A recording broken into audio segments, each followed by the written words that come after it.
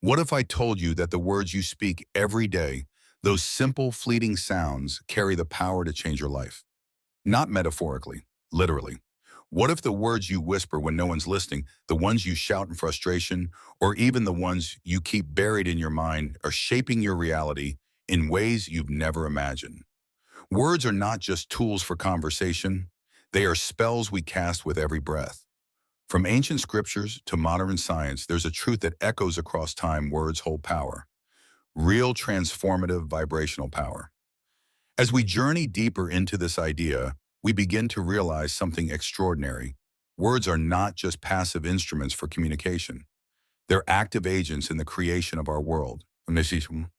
They influence how we think, how we feel, how we relate to one another, and ultimately how we experience life itself.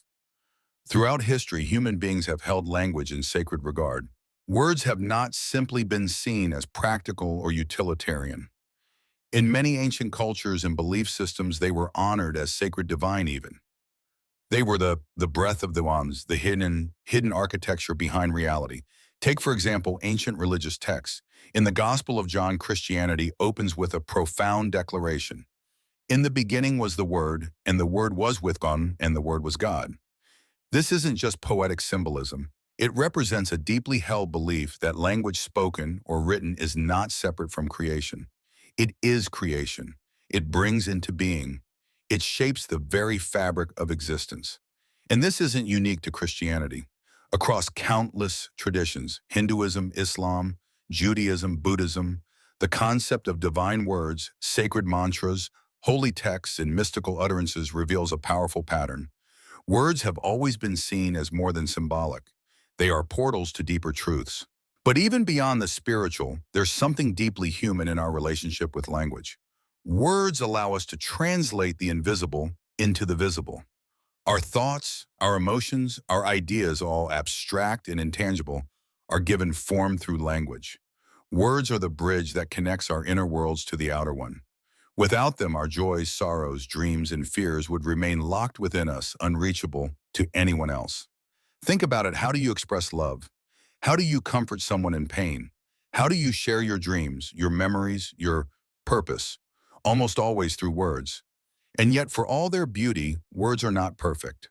In fact, one of their greatest paradoxes is that while they are our most powerful tools, they are also profoundly limited. Have you ever tried to explain a moment that left you breathless, only to realize your words fell flat, or struggled to describe the weight of your grief, the thrill of a kiss, or the serenity of a sunset, and found that language simply couldn't carry the full truth? Words are by their very nature simplifications. They break the complex, multidimensional richness of experience into bite-sized symbols. That's why we often say a picture is worth 1,000 words, because sometimes even 1,000 words can't do justice to a single feeling, a fleeting glance, or a transformative moment. This tension between expression and inadequacy has long fascinated poets, philosophers, and mystics. The poet John Keats once described it as negative capability, the ability to hold uncertainty, ambiguity, and mystery without the need for clear resolution. In other words, we must learn to live with the idea that language can never capture everything. And yet, paradoxically, we keep trying. Because even within its limitations, language offers us glimpses of understanding, connection, and transcendence. Words are also deeply subjective. Their meanings aren't fixed in stone. Depending on the speaker, the listener, the culture, or even the tone of voice, the same word can take on vastly different connotations. Freedom, truth, love, justice. These words stir strong emotions, but ask 10 people what they mean, and you'll get 10 different answers. This subjectivity can lead to confusion, misinterpretation, even conflict. What one person says with good intent might be heard by another as hurtful or dismissive. That's the delicate dance of language. It brings us closer, but it can also divide. Still, perhaps what's most fascinating is how ancient civilizations embraced the mysterious power of words. Long before we had neuroscience or quantum theory, cultures around the world understood that words were not neutral. They carried energy, they held intention. And when spoken with belief, they could shape reality. In ancient Egypt, Greece, and Mesopotamia, incantations and spells were not seen as superstition, they were tools of influence. Priests, healers, and mystics used carefully chosen words to call upon divine forces, heal the sick, protect communities, and even control the elements. These weren't just rituals, they were expressions of the belief that language itself was a bridge between the human and the divine. Every sound, every syllable was thought to resonate with the unseen forces of the cosmos. And today, modern science is beginning to catch up with that ancient wisdom. In quantum physics, the concept of vibrational energy has given rise to new interpretations of how intention and thought might influence the physical world. Words are vibrations, and vibrations, as we now understand, have real consequences. When we speak, we don't just communicate, we create. Words are energy, and that energy leaves a trace. Positive words carry high-frequency vibrations that can uplift, heal, and inspire. Negative words, on the other hand, emit lower frequencies that can drain, disrupt, and damage. Think about the last time someone sincerely complimented you. How did it feel in your body? Warm, expansive, uplifting. Now, recall a moment when someone spoke harshly or cruelly. That tightening in your chest, that pit in your stomach, that's the vibrational impact of language. This concept is echoed in the use of mantras and affirmations, repeated words or sounds believed to rewire our consciousness. Across cultures, people have long used rhythmic repetition of sacred phrases to enter states of clarity, peace, and spiritual awakening.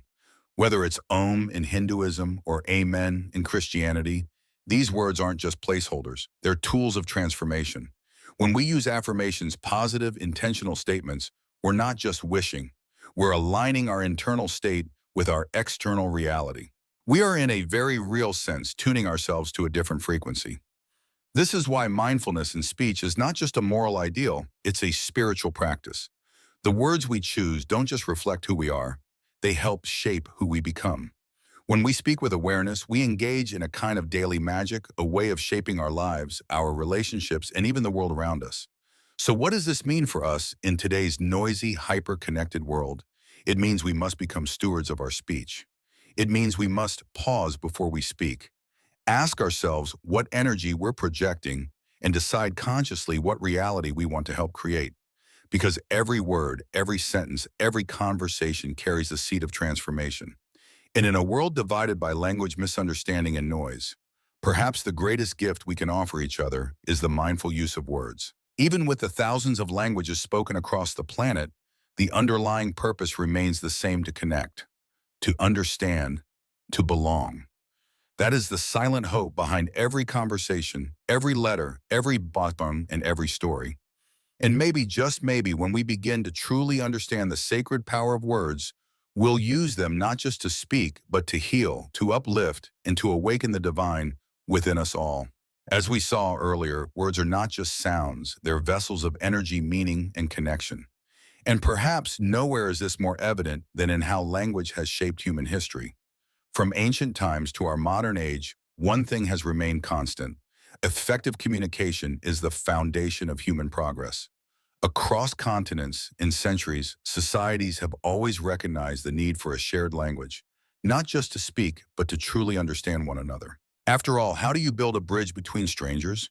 How do you share knowledge, trade ideas, or cooperate in moments of crisis? The answer often lies in a common tongue. This is where the concept of a lingua franca becomes vital. A shared language spoken between people of different native tongues isn't just a convenience, it's a catalyst.